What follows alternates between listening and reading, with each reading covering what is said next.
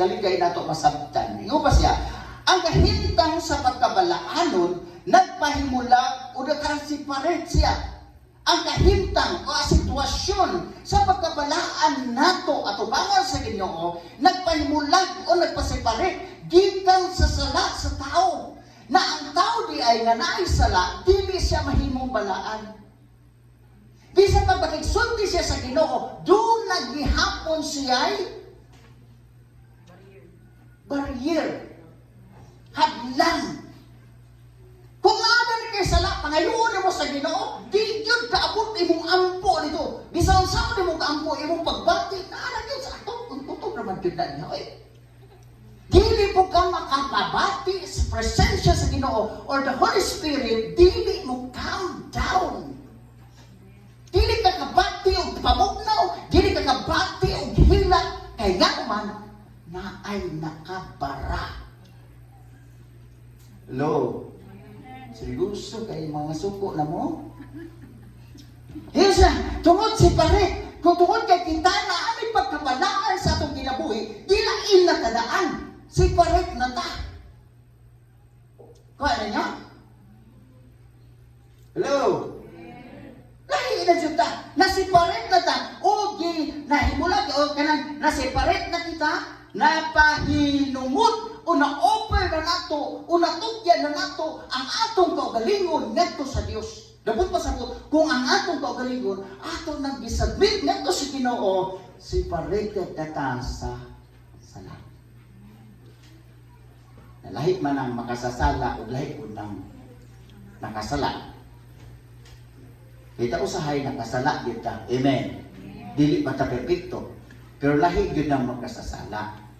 Kaya makasasala, wala pag yun siya nasipare. Kung baga, sa tubig pa na siya, gisagulan o tinta, nagpabilin ang tinta dito. Bisan pagunsaon ni mo na dili yun. Pero kung naay filter na mo sipare, mauna na kita. And that's why ang filter mao si Jesus Christ. Bisala kita niya. Ug tungod kay gilain na ta niya, dili na ta pwede butangan pa og dili mga maayo. Kaya nga naman naa na ta sa kamot sa Ginoo. Amen? In name ko ta pa the holiness. Pagkabalaan.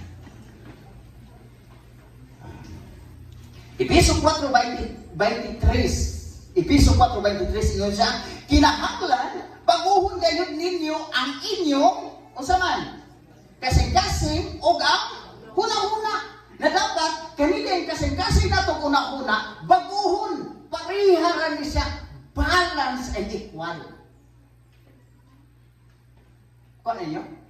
Doon na kayo huna-huna nga naluoy ka sa katao pero dili na mo tagaan. Unsay resulta? Effective? Dili no? Kay gusto sa Ginoo nga diin ang atong huna-huna o atong kasing-kasing the same. Ang atong nahitabawan, separate yun sa atua. Amen? Naaba sa last. Separated yun siya.